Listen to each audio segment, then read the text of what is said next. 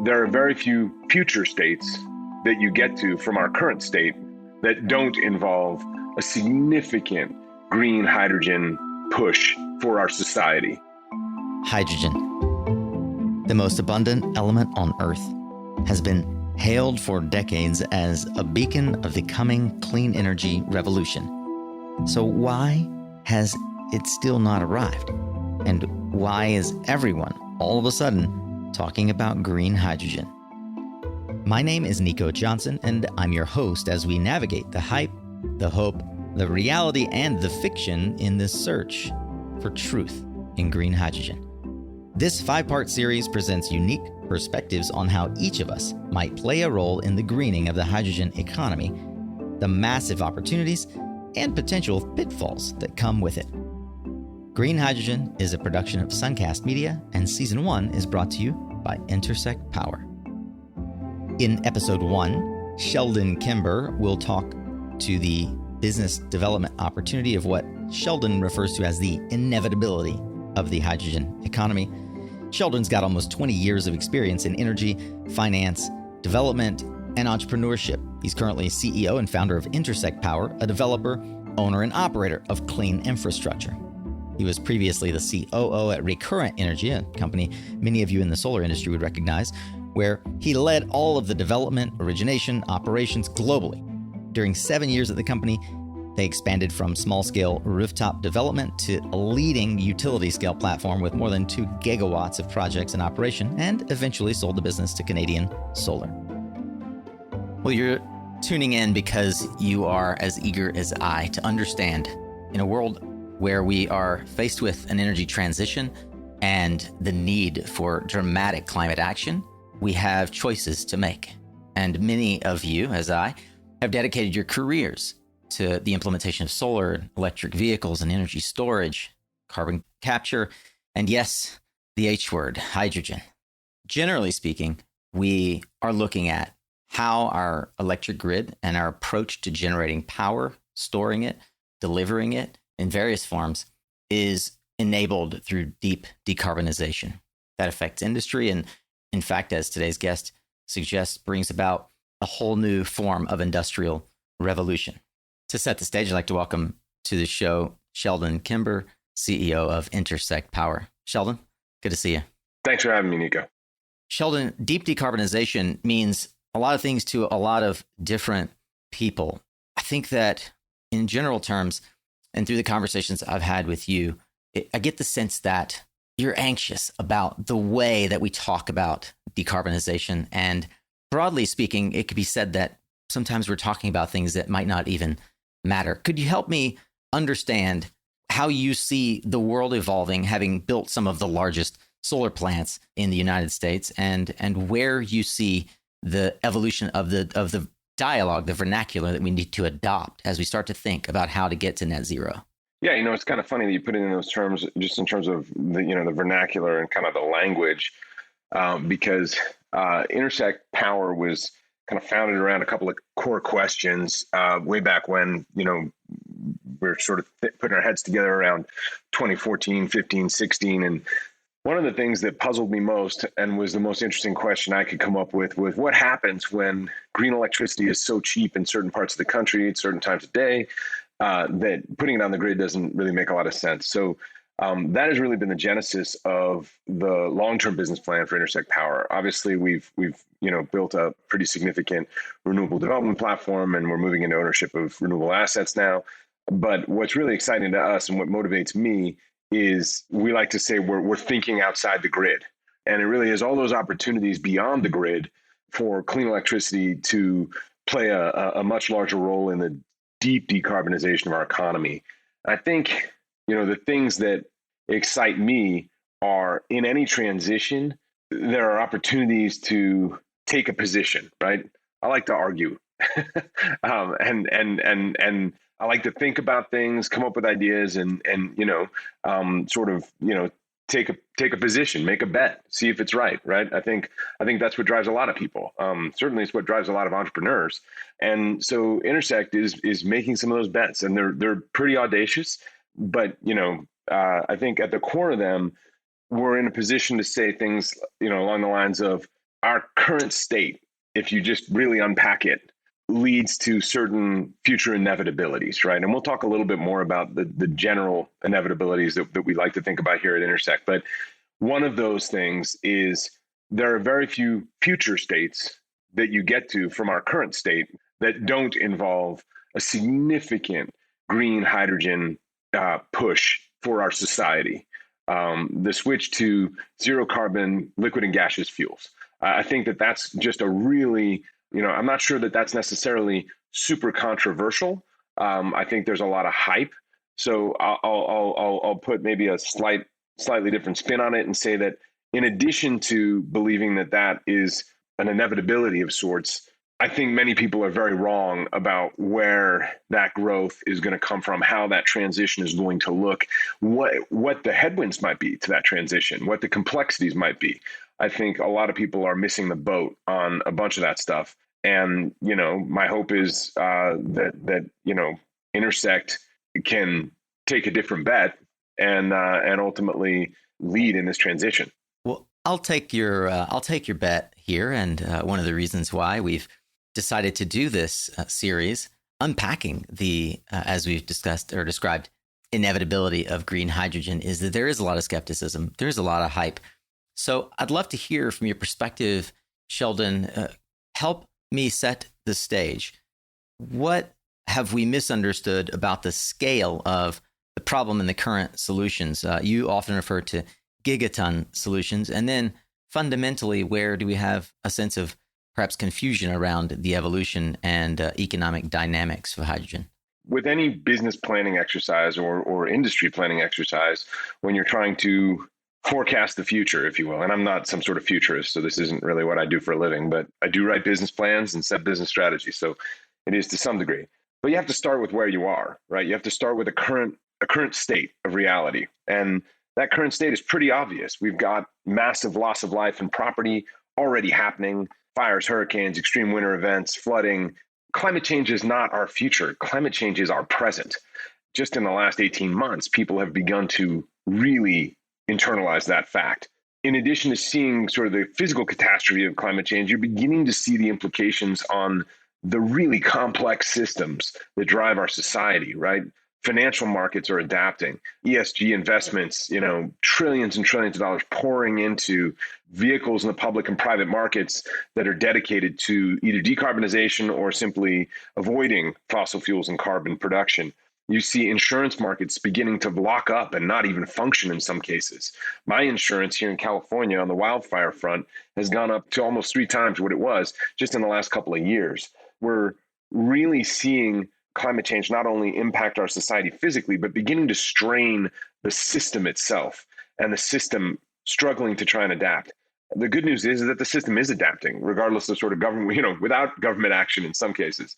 This is the current state of things. And what it really motivates is a future state, right? Because once you understand the current state, there really are only a handful of places you can go from there, right? There are certain things that you can say about the future that have to occur to some degree, right? There are only very small tail cases where some of these things don't occur, right? So when you sit back and say, this climate change is here, it's happening, it's not going to stop at 1.5 degrees. It's not like, we get to 2050 and we missed our targets. No, shoot, we just didn't do it, guys. Sorry.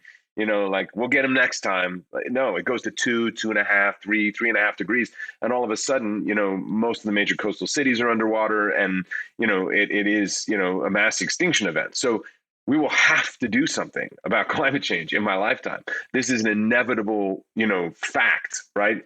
So the beauty of this is that predicting future states when you've got such massive threats you have to respond to means that there are certain things you can come to that are pretty obvious, right? There will have to be a price on carbon. The only solutions that really matter are multi-gigaton solutions. We're past the point where, small, non-scalable, let's say, catching cow farts or whatever it is that we're doing type solutions are going to matter. We're just past that. That's simply it. The value of our commodities is going to begin concentrating in their carbon content. Said another way, our commodities are going to start having a green component or a component of, just like electricity has a rec, right? And value will potentially concentrate not in the thermal energy or the chemical energy or the electron, but actually in the component that determines what the environmental and climate impact of that energy commodity is. Negative emissions technologies are going to happen, right? And I think maybe most importantly, the other takeaway is that we don't have time to replace every bit of built infrastructure and energy and industrial infrastructure. So retrofit will have to happen. So this is what we call the future state, right? These are the things, the big thematic trends of what must occur simply based on where we are today and the assumption that we're not going to stand by as most of the planet dies in the next 100 years. Sheldon, thanks for setting the table. I'd love it if you could give me a perspective of what does this mean for business, for entrepreneurs like yourself, like myself, who are looking for opportunity and trying to figure out where we fit in this idea of deep decarbonization. You refer to it, I believe, as the Nexus of deep decarbonization.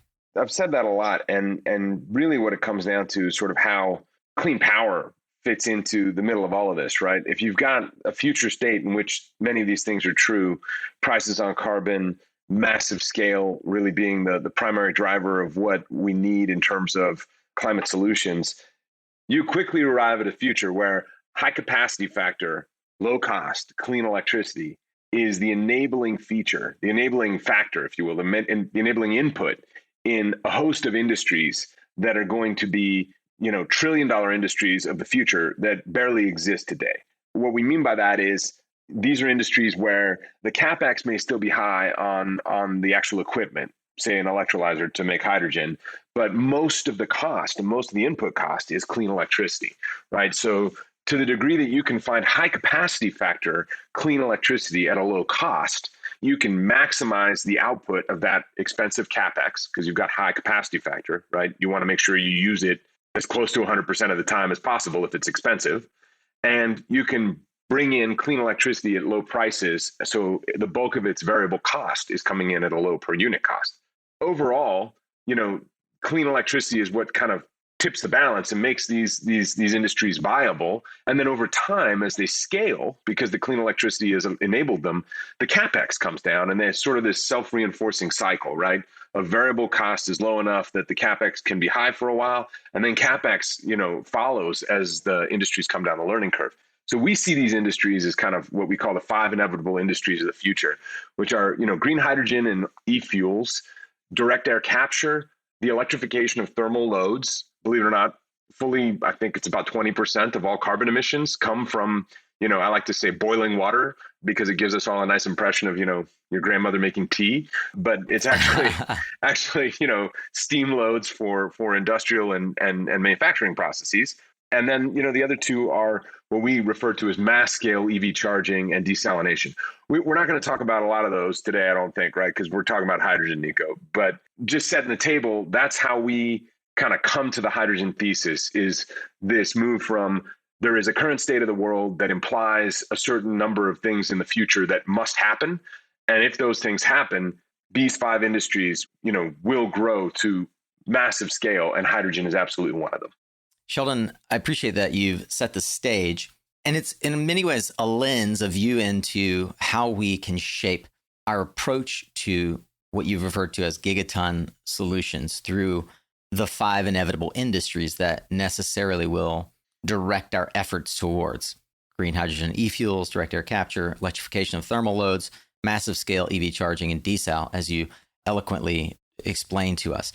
I want to make sure that if you're listening to this, you don't get lost in acronyms and industry jargon. There's a term that you use, and even I sometimes get a little confused by this, so I want to make sure that we drill down on it really quickly.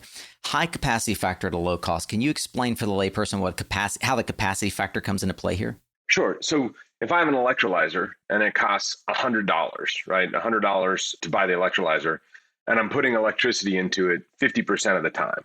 Or actually, let's say it this way. I'm using solar only, right? Just solar. So during the sunny hours of the day. So I'm putting electricity into it maybe a third of the time, right? I'm really only using that CapEx 1/3 of the time. So I'm effectively buying 3 times more CapEx, right? 3 times more electrolyzer than I need because I've got all this dormant capacity, right? So when we say capacity factor, it's the number of hours in the day, if you will, that electrolyzer can be run. So as we maybe combine wind with solar with a little bit of batteries to balance, Now you can begin running that electrolyzer at 65, 75, maybe even, closer to 100 if you bring in grid power. Now you're using expensive capital cost of the electrolyzer more of the time, right? So if you're going to buy an electrolyzer Yeah. anyway for $100 and you only use it a third of the time, it's obviously going to make your end product much more expensive.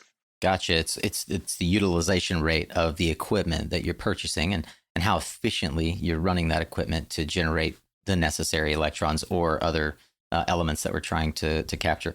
So Sheldon, as we dig into the principal element of your thesis, hydrogen being a core element of the grid of the future, it'd be helpful to really understand how these markets might unfold based on the need for these gigaton solutions. And I suspect, based on your previous posture, there may be a little bit of a contrarian view here.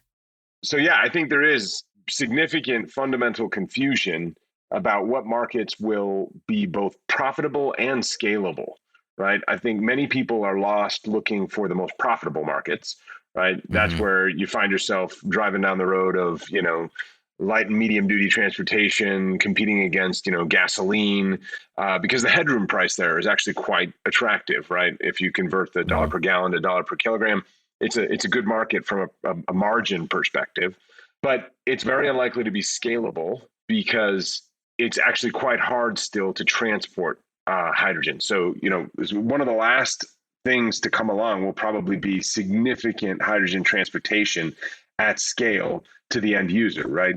California has already shown how difficult and problematic it can be to invest in hydrogen fueling stations for, light duty vehicles, right? It takes decades and, is a very thorny sort of transportation and delivery problem. So that's a market that has profit, but probably not easy scale. Then there are other markets that appear to have scale, but maybe don't, like power to gas to power, right? Where people are sort of saying, well, let's use the hydrogen to balance the grid, right? And so if you're balancing the grid with hydrogen, clearly that seems to imply that you're going to have an enormous amount of scale. But at the end of the day, that scale is a little bit questionable, and the profitability from that scale is certainly questionable. I'll walk you through why. If you are balancing the grid, the value, if you will, that will be extracted as a business player, the party that will make money on that is not necessarily the person producing hydrogen. Balancing the grid is much more of a capacity play in the power markets than it is an energy play.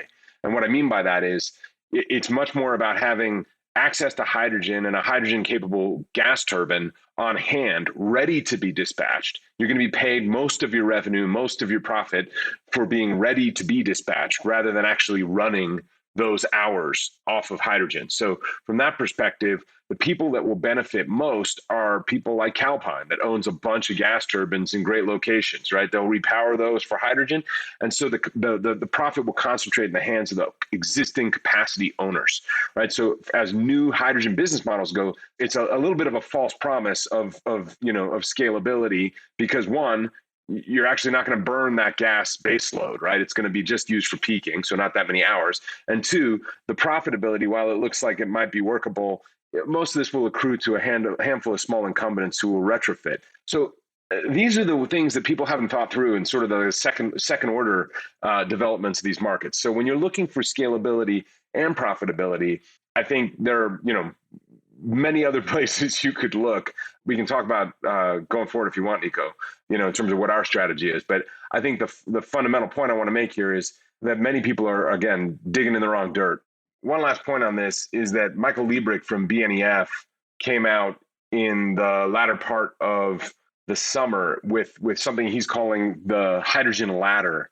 What that lays out is basically something very similar to what we believe, which is the real uses, the real scalable uses and profitable uses of hydrogen are much more likely to be in both the voluntary and compliance markets, for heavy industrial uses, thermal uses, places where natural gas really just can't be replaced because you've got boilers and gas turbines and other infrastructure that just aren't going to be replaced quickly. And so you're going to need to sub in either what I'll call financially, which we can talk about what I mean by that in a second, or physically clean gas substitutes, right? And I think if you look at Michael's hydrogen ladder, you'll see that those are really the applications that sit at the top of that. And you'll see very clearly that both that power generation, grid balancing, and vehicles sit really right on the bottom rung of this ladder. Yeah, it's a fascinating model, and one in which I would encourage, we'll link to it, of course, all of the listeners to go and check the article that he wrote back in August, as you suggested. One of the things that we're going to talk a lot about in this series is the necessary alliances that are required in our industry and with what we've often referred to as traditional or even fossil fuel, big oil and gas. Seems to me, with regards to these infrastructure requirements, there's already a lot of infrastructure existing in the form of natural gas, things like gas transmission and pipelines. How do we address the locationality of hydrogen if we are not using it for fueling stations, if we're using it for other power generation applications? I think what a lot of folks are trying to answer for themselves is, how does this couple with my solar plant? How do I address this through my own business plan?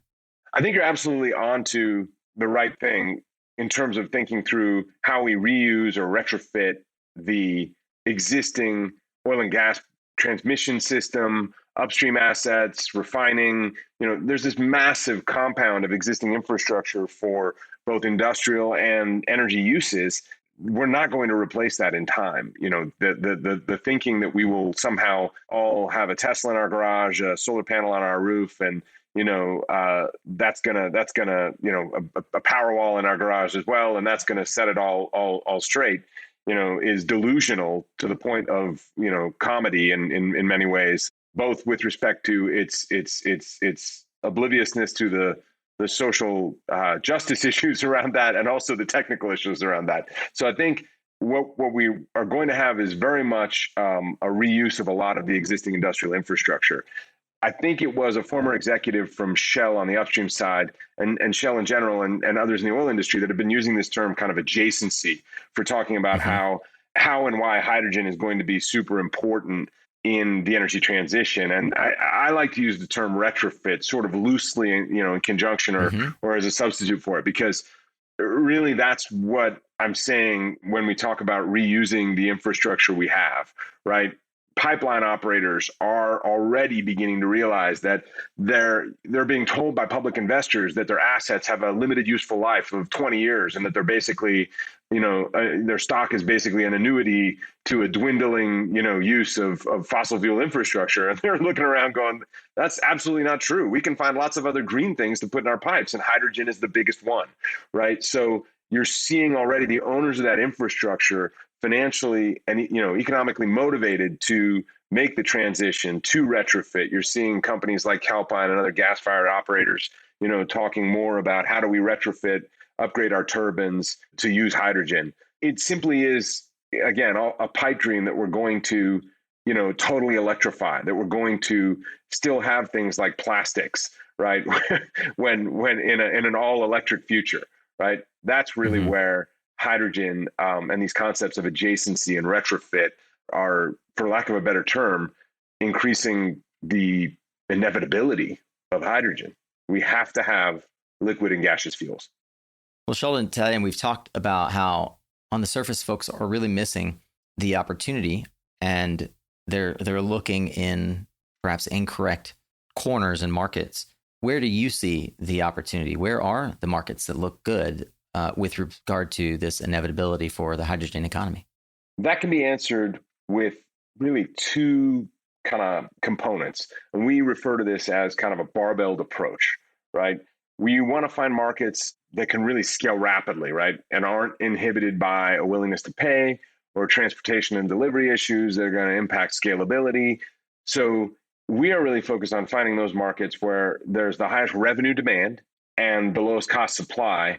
And when we say we're taking a barbelled approach, we're effectively just identifying the lowest cost supply in a bunch of different markets with a high willingness to pay, and then trying to figure out like what are the ways to connect those markets at the lowest cost, right? Because that really is, that delivery component right now is really the hardest and least scalable, and probably will be the longest to come about, the longest component to fix. So again, how do you find profitable markets, high willingness to pay, lowest cost, and then work backward from the two ends of the barbell to kind of see if there are easy connections.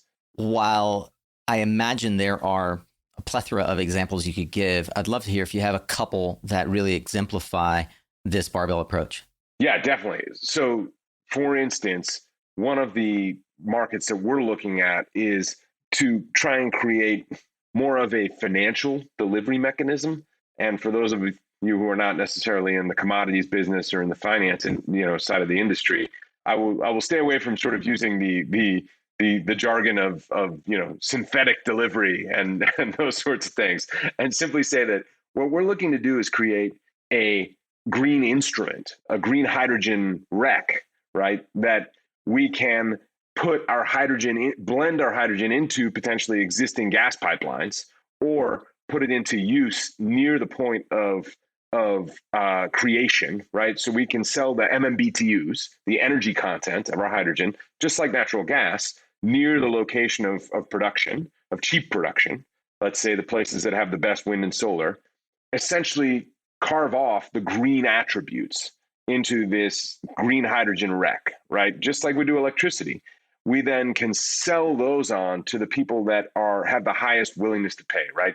Folks that are, let's say, in consumer packaged goods, right? That use a lot of gas, natural gas, to do things like food drying, food processing, those sorts of things, right? Those folks, when they report on their earnings, for instance, and on their ESG profile, they have a lot of scope 1 emissions. And scope 1 emissions are really hard to abate in most cases, right? Particularly because a lot of them come from burning gas. And so, what we are able to do then is find those players that work in those consumer markets where being able to say to end users and customers that our product has less of a carbon impact has a lot of value, right? They can extract value from that in their marketing and in their, top line revenue. Therefore, they can pass that through. They're a good buyer of that attribute. So while we may be selling our thermal energy in, the middle of the country with our wind and solar plant to, either just mixing it into a pipeline or selling it to a pretty low priced commodity user of, gas, thermal energy, that wouldn't necessarily pay a lot for the greenness of the hydrogen, we can carve that off and sell it separately to a buyer that has a higher willingness to pay because they can extract a higher value from it from their end customer. So this is just one example of how we're thinking creatively about identifying the high revenue, high willingness to pay markets,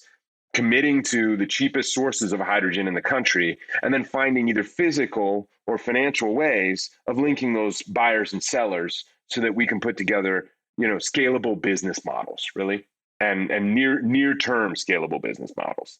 It's creative, and it's also a little bit of idea sex on how we built the solar industry and the wind industry before it, right? It's long been held that from CFLs to solar electrons, we can decouple that environmental attribute in the form of RECs while delivering a fungible asset in the form of electrons. You are suggesting no matter the distance from the buyer, we can inject these green hydrogen electrons into the pipeline and sell off those RECs separately. It's a clever idea. I haven't heard anyone suggest that for the hydrogen economy. And now that you've said it, it seems obvious. I think that's to your point of folks kind of looking in maybe the wrong direction for how to solve these problems. The other market that is interesting to us is just the pure sort of over the fence supply agreement, right? Finding those large industrial users of not necessarily even natural gas, but hydrogen, right? Actual users of hydrogen where you're not going in against pure thermal MMBTUs in the form of natural gas. You're going in against hydrogen that they were otherwise making from fossil fuels for, a buck or $1.50 with carbon sequestration, and you're able to sell it to them with, what we should hopefully get in a green hydrogen ITC, maybe in the infrastructure bill, but you're able to make it for $2.50-$3 a kilogram, and you can go in and for a relatively modest premium offer them green hydrogen. So finding those facilities, finding those large industrial users, and being able to co-site right next to them is sort of the other market. Well, I don't want to give too much away, but we will get into greater detail exactly what those industrial users look like, the business case for one versus another. But you did mention the Reconciliation Act. I'd love to hear your thoughts around the policy front and how we can now leverage policy to help and where we have a deficit. What's interesting is the Reconciliation Act or the Reconciliation Bill has in it a hydrogen production tax credit, which starts out very rich, which it needs to really pull through the early electrolyzer production. But just like solar and wind, as we get electrolyzers to scale, they will come down the learning curve. I think that's very clear from most of the industry reports that are out there and from the number of new electrolyzer companies or electrolyzer companies that already exist, scaling up production. So that production tax credit is first and foremost the enabling feature, right? It's going to go for, I think the last I read was, it's going to sunset in 26, but that 3-year period with a fairly rich front end ramping down to a more modest price point and then falling off is a key enabling policy that will sort of turn on the electrolyzer industry, get it far enough down the learning curve that things begin to make economic sense across a broader swath of the market. The other parts of policy that need to be thought through are actually kind of easier, to be honest. Well, let me interrupt you for just a quick second, Sheldon. You say that you suggest that it's easy, and while I don't disagree, I'm actually just ignorant. How would it be easier for passing legislation than it might seem readily apparent? Well, just to be clear, I said it was easier, not easy. So what I mean by that is to use the somewhat trite phrase, it doesn't take an act of Congress, right? Literally. So it literally does not take an act of Congress in some cases for FERC or PHMSA or some of these other agency level folks to ease the pipeline access constraints or the blending constraints for existing pipes, PHMSA to set safety guidelines, FERC to address grid charging tariffs, if you will, similar to what they've done for batteries, right? Where electrolyzers can access the wholesale price of power on the electric grid. So this is what I mean by it's easier, is it can largely be done, much of it can be done at the agency level. We'll certainly dig into the relative ease or complication with which policy can affect the change that we want to see in the market in an upcoming episode. And we'll look forward to your commentary after that episode is over as well. Sheldon, when you think about the relative scale of investment required, we talked a bit about this in a previous interview that you and I had earlier in the year. For those who are relatively unfamiliar, can you perhaps put it within the context of what we've currently thought about in the investment requirements for creating a solar economy? What is the scale of the investment we're looking at?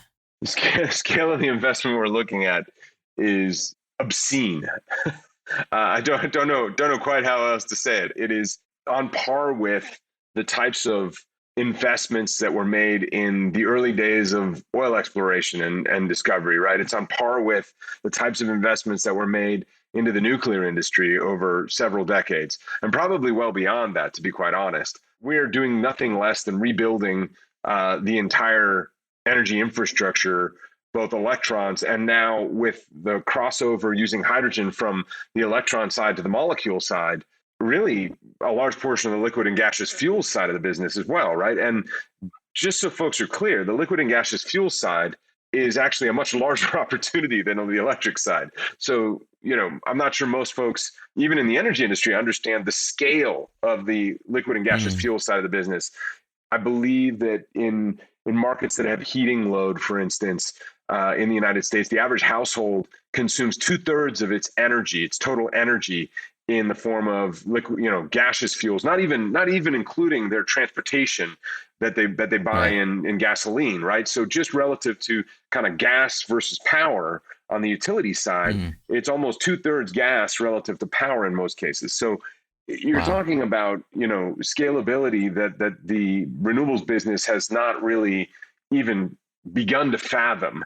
This is very, very clearly will run well into the trillions of dollars of investment.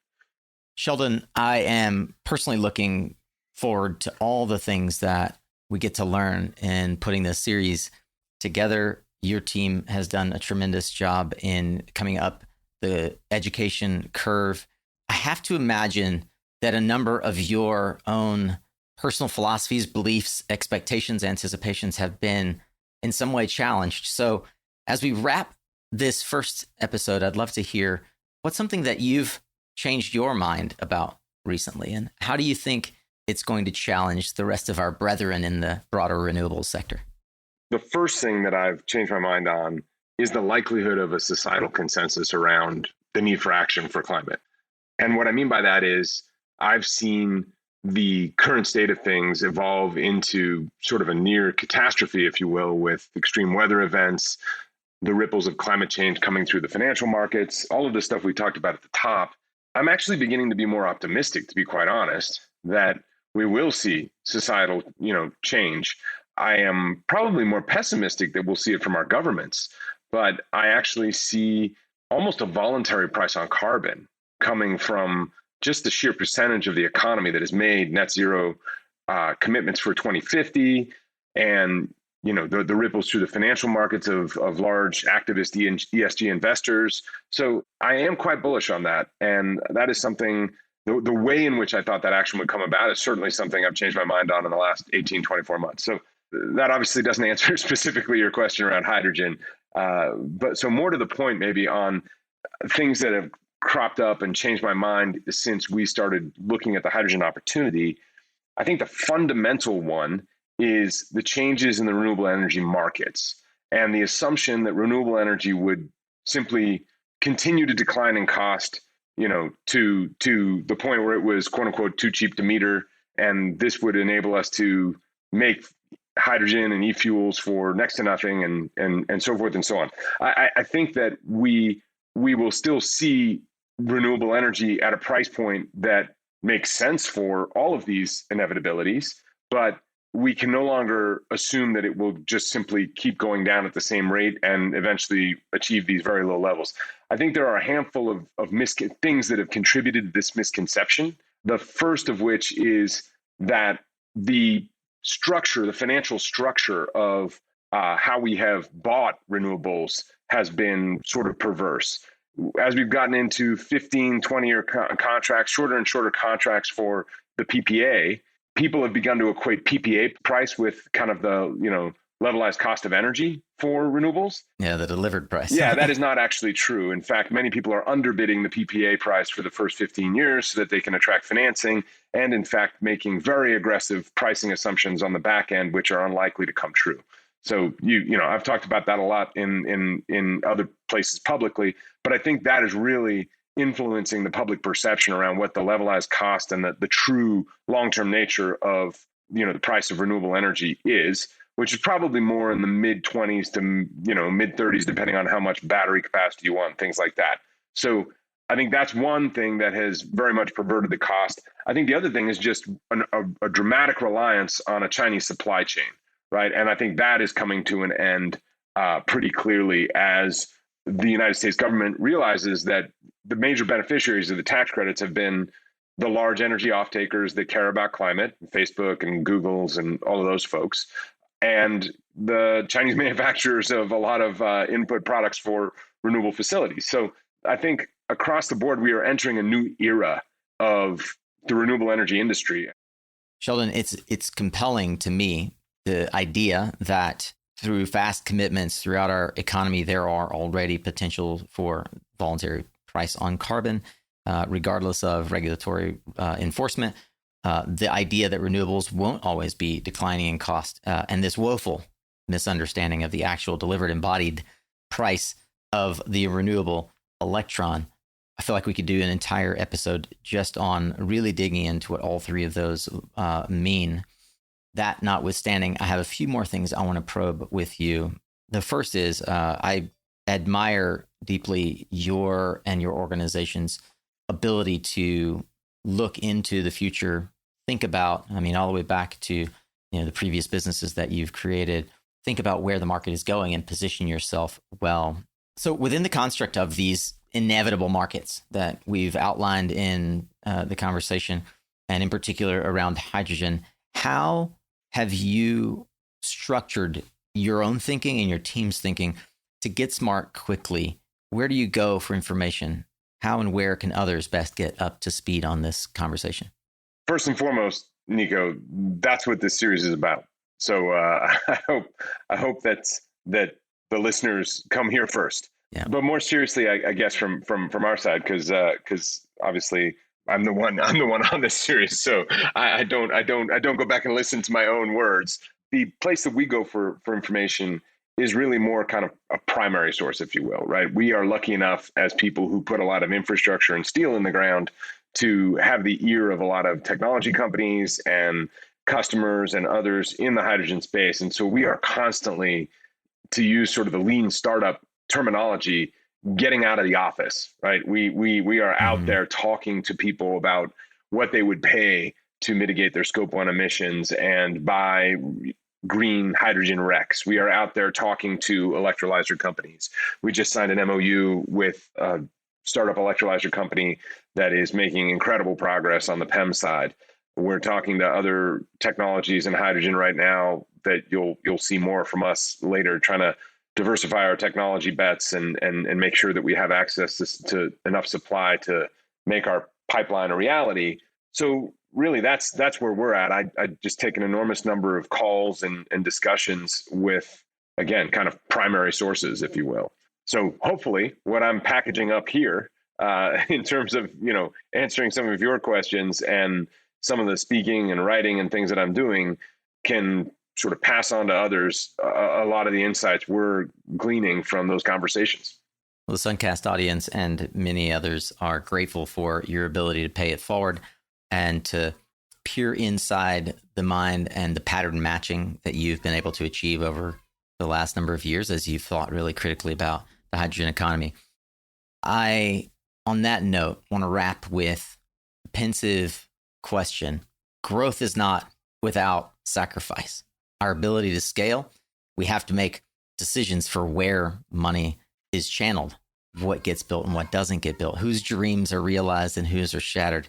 What sacrifices do you see we're going to have to make in order to achieve the hydrogen economy that you envision as possible? Well, make no mistake, we're going to have to make a lot of sacrifices. And I think we as environmentalists and people who generally got into this to save the environment are going to have to sacrifice a lot of sacred cows, for lack of a better term. This is going to be a green industrial revolution, nothing short of it. We're going to rebuild the world's industrial and energy infrastructure. And when I say a green industrial revolution, it's not honestly going to be emphasis on the green. It's going to be emphasis on the industrial, and it's going to be emphasis on the low carbon. So there are inevitable conflicts between the low carbon element of a green revolution and some of the other green priorities that we value, right? So you're going to see industrial facilities. These do not look like, these look like factories. They look like refineries. They look like industrial facilities, right? So that is something that we have come to associate with environmental degradation and dirty industries. We will need to further associate them with the hope that is deep decarbonization and saving our climate and economy from ruin. I think there will need to be sacrifices and compromises made on land use. Certainly, the government is beginning to broker significant land use discussions, and they've done a good job already with pre-permitting and pre-designating sites on public lands for renewables. There will need to be increasing dialogue between the renewable industry and the hydrogen industries and environmental NGOs. We have a great relationship with folks on the NGO side. We are about to do a project that will probably be one of the most heavily mitigated projects, setting aside more land and conservation than probably any other project that may have ever been done, certainly in California. So those sorts of compromises and discussions will have to take place. So I think, again, this will be a negotiation ultimately between the various portions of the environmental movement to try to find a way to address climate change rapidly while continuing to value and prioritize other elements of our environmental platform. I also just want to state that we're completely bought in on a just transition, right? A just transition to clean energy, to green hydrogen, to all of these new industries, these inevitable industries. And I think that hydrogen is a great example of something of what I mean by what we can achieve in terms of a just transition. And that is, it is a industry that can provide jobs that are consistent with the existing industries, and in many cases piggyback on them, right? So we have a moral obligation to make sure that the folks who already have jobs and livelihoods based in existing energy and industrial industries can continue to make a living, can continue to prosper. And nothing that we're trying to do here will go anywhere if we can't make that clear, if we aren't creating good union jobs and good prevailing wage jobs and providing people with benefits that they can support their families. That's what this industry really needs to focus in on. Of all the things we can sacrifice, that's the one thing we cannot. Sheldon Kimber is the CEO of Intersect Power. You've been listening to the first of a multi-part series on the hydrogen economy and how you in the renewable energy sector can benefit from and understand it to leverage it towards our ultimate goal, which is massive climate action. I hope you've enjoyed this episode. It's part of a 5-part series exploring the green hydrogen economy from the perspective of renewable development, technical expertise, financial analysis, and commercial opportunity. I hope that you'll subscribe to the show on Spotify and check us out also over on the web at mysuncast.com/hydrogen, where you can read more about each guest, find additional background information, and references that we discussed in this episode. If you're totally unfamiliar with me, well, I've interviewed more than 400 founders, leaders, entrepreneurs, and intrapreneurs in the clean energy industry over the last 6 years through my Suncast podcast, all in an effort to help you figure out exactly where you fit in the clean energy transition. If you haven't yet, I'd really encourage you to go listen to Suncast. It's the most comprehensive podcast in existence documenting the rise of the solar and clean energy revolution from the voices of the leaders brave enough to stand on the front lines. This Green Hydrogen podcast is a production of Suncast Media, and Season 1 is brought to you by Intersect Power. Thank you for listening.